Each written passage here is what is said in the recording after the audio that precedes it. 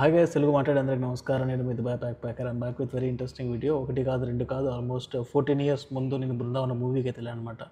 ఈరోజు మళ్ళీ దేవరా మూవీకి నేను వెళ్తున్నాను. First show. Super duper excited. Keep watching.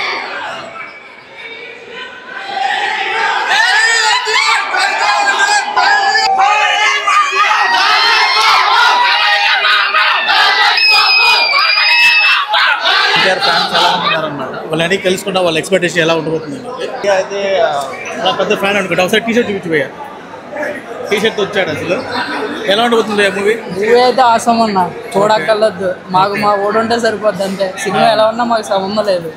మాకు మా ఎన్టీఆర్ కనిపిస్తే చాలు అంతే. మా ఓడు. మీరే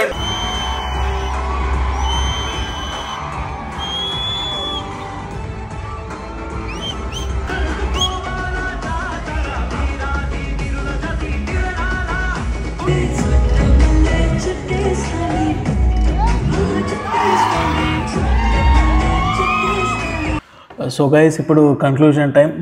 మూవీ అయితే మాత్రం ఏక్ నెంబర్ అనమాట. అసలు జూనియర్ ఎన్టీఆర్ చెప్పాల్సిన అవసరం లేదు.